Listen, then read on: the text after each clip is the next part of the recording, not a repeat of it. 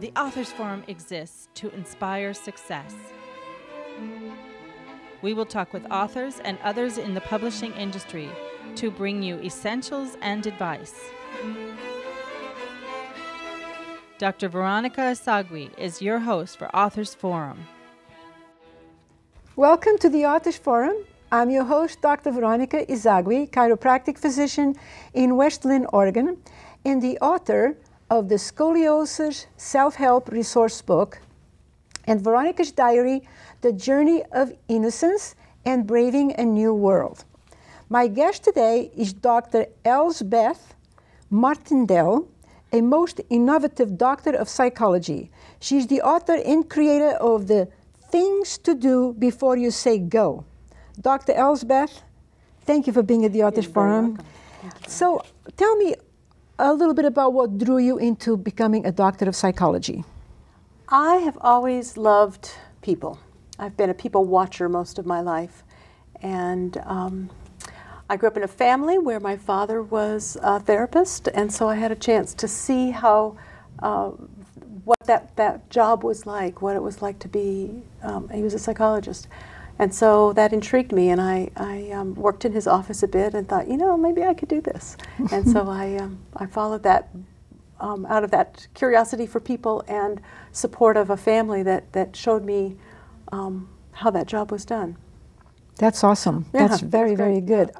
So how long after you became a psychologist did you start thinking about creating something like Things to Know Before You Say Go? I have always been a collector of tools for therapy, ways to educate, offer psychoeducation to my clients in a way that they can really grasp the information. And I find I'm a visual learner, and so I find handouts or things that are graphic to show people. And so I've been collecting those from the very beginning. And I never knew I was going to make something like this, but I'm a creative person, and it was the right tool for helping the client that I made them for. It was the perfect tool for her. So it started one particular client? With one particular client. And then from there it started to grow. Right, right. I used it with her, and then I passed it to other clients, and they said, oh, this is great, this is really helpful, can I have a copy? Yes. And I had to make more. That's exactly what happened to me, actually. When I wrote the scoliosis book, it started with one particular patient, and I wrote it just for her, and then I'm like, you know, I can help other people with it. Right. So that's exactly what happened, right? Right. So who do you think is it mostly created, best suited for? You know, it's written gender neutral, but I think mostly women want this information, and I don't know why. Maybe because we are more relationship focused and concerned about choosing wisely in our partnerships. The people that are buying it most are older women with grandkids or daughters who want their children or grandkids to know wisdom as they approach relationship choice. Teens, even though teens need them, teens aren't buying them because they think they know it all. They don't see the need for it yet. Well, have you given it to a teen, or has a teen bought it and say, wow? Teens like it. They like it. I've taken it to schools, and teens in schools think it's fun to play with all these questions and sort them out, and so that they do like them, and they're pretty and engaging. So it sort of fits the a model that kids enjoy. But they're not seeking it out like adults are. Yeah. Would you show, I think you showed me before, the original cards. I'll show you those, because they're kind of interesting, what it started from. I'd like everyone to see where it started from, small little cards These like were my that. Yeah, original cards, yep. So I had this client, a 14-year-old girl, who came into therapy and said actually that she had lost her virginity the week before, and I was asking her questions about the guy, and she knew very little about him. How old was she? 14. 14. And so I said, well, you know, you probably need to know more than that he's cute, he's tall, on the basketball team, you know, that kind of thing. And so we made a list together of other important questions like, you know, does he have another girlfriend, or how does he get along with his family? And I gave her that list, and I didn't think she would play with that list, so I took the questions from that list and put them on these cards and gave her the stack of cards. She took them home. A month later, she came in and said, I played with those cards with my new boyfriend, and we spent an hour talking about them. And I thought, oh, I figured it out. It's got to be small bits, it's got to be tangible, and it's got to be cute, and she'll play with it. And so the then it evolved. The beauty about it is, like, if you see the size of these cards, how well do they care for their physical health? Here's one question, then the answer on the other side, I'm assuming. Well, these don't have backside questions. So as it evolved, it evolved into these beautiful cards. I don't know if you can see it from there. With where main questions on the front, yes, and then sub-questions on the back. So this one is like, is this person critical of others? And then it has a whole bunch of additional questions, right? It's beautiful, and it feels good to touch. I like the way they feel. It feels wonderful. So it's such an improvement over these little tiny cards. It is, isn't it? But they worked fine in the beginning, right? They did. It was just they worked and showed me that means of imparting that information, or those bits of wisdom, was effective. Yes, and a lot of people also like the idea of having a card in their hands, like a game. It's not like reading a book where you have to concentrate reading it and just getting information. You know, that is interesting different. with the cards too, Veronica, is that you're sort of forced to make a decision just because you're holding it. This one is anger. Is this person angry, mean, or agitated much of the time? If I'm really sorting this for a relationship, I have to decide what I do with it. I could put it at the bottom of the pile and get to it later, but at some point I'm going to have to decide, is this partner that I'm evaluating in the positive column or the negative column or the I don't know column? I have to sort of make a decision. And that sort of is an interesting effect of having them be on cards. I have to sort of find a place to put them, with a book I can just turn the page and deal with it later. And with that particular one, the anger one, what does it say in the back? It says, is this person sarcastic and negative? Does this person insult others and put them down? Does this person believe things are supposed to go their way in their life? Does this person's anger turn against themselves in the form of self-harm or self-criticism or depression? Do I feel safe when this person is angry? Does this person take responsibility for the consequences of their anger? And does this person, where does this person direct their anger, and how do they demonstrate their anger? This is fantastic. Additional questions about just this issue of anger. Yeah. And you can answer that yourself because you're getting to know the person.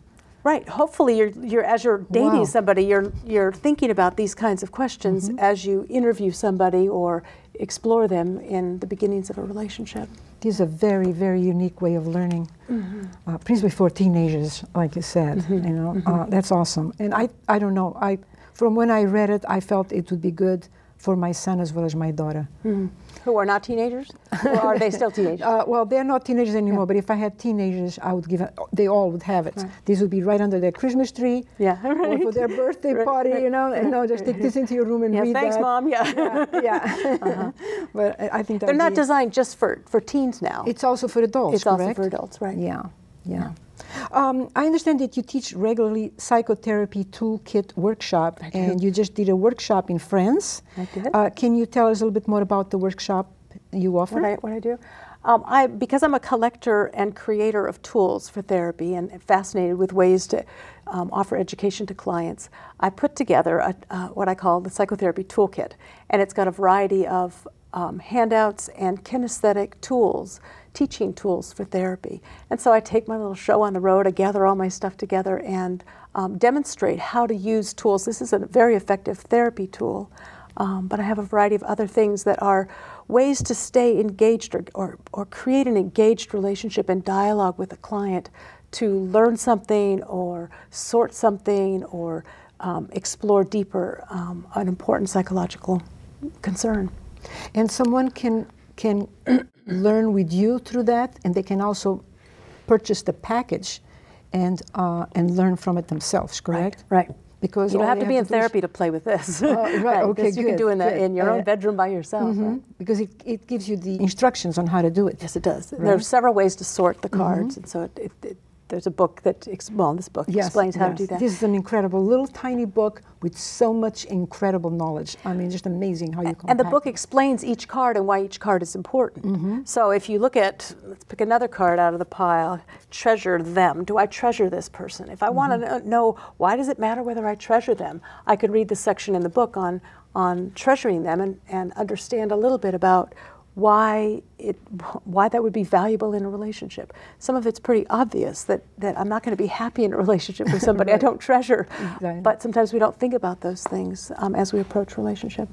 The other thing that's cool about the cards is the stacking them. So I can literally see how my relationship stacks up. If I sort them for somebody, I end up with several piles, the yes pile, the no pile, and the I don't know pile. And so I can see how my relationship stacks up, and I can see in that middle pile how much I don't yet know, which makes it wise for me to go slowly in the engagement in the relationship until these questions are answered, because some of those might be things that would harm me if I wasn't paying attention. So it's an interesting way to play with psychological wisdom, you know, important questions, important things to think about. And what's interesting about the cards too is there are no answers. The book doesn't say, well, the right answer is. The answer is decided by the person asking the questions. Not everybody is going to value the same things someone else values. Does this person take turns does this person take their turn in conversations? That may not matter to me. I may be a quiet person and I may like that my partner fills up the space all the time. You, if you are liking to talk too, may be really annoyed if someone doesn't take their turn. So the questions are going to be answered differently depending on the person. Their needs. And their needs, yeah. Needs.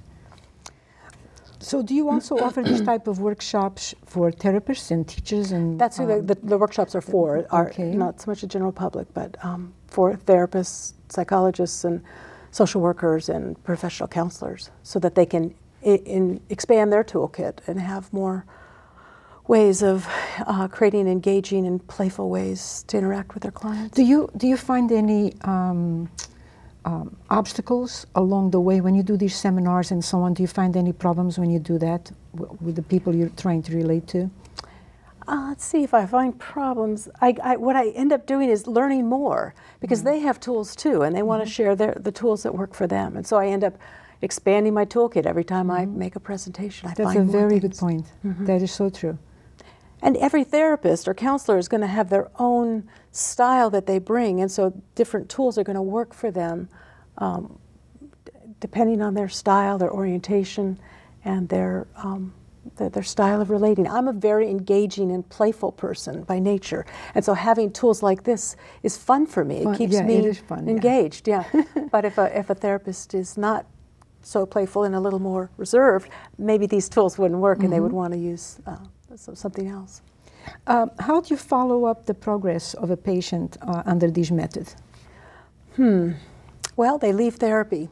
That's always a good sign, right? Yeah, they finished. It's working good. It's working, right? Yeah. It's a tool. So I equip people. I see myself as a seller and deliverer of tools, and that my clients are purchasers of tools. My job isn't to do the work.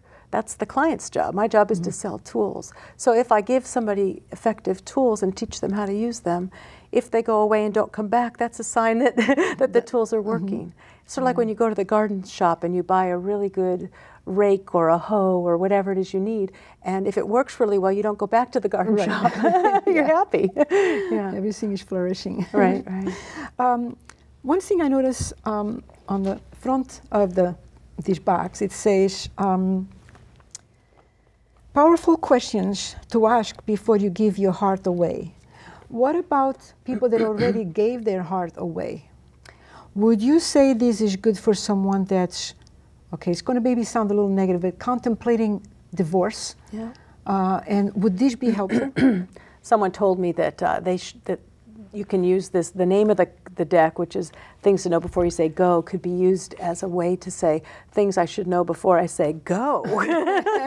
So yes, I think people can use them. Yeah. They're not intended that way, but certainly I think especially after a relationship is over, it's helpful to look at what questions I forgot to ask. Why did the relationship end? Because there are certain things I didn't think about prior to entering the relationship that if I had thought about them or really scrutinized the person about that particular issue, I might have decided not to be engaged in the relationship. So yes, I think you can use them in the midst of sorting out a relationship and deciding whether to stay or go away. And it might even save a relationship when you think about it.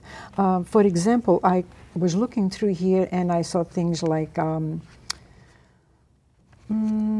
Saying no, for example. Some people have problems saying no. You know someone like that? Yeah. Can this person say no to things they don't want? Yeah. And I think that's very important.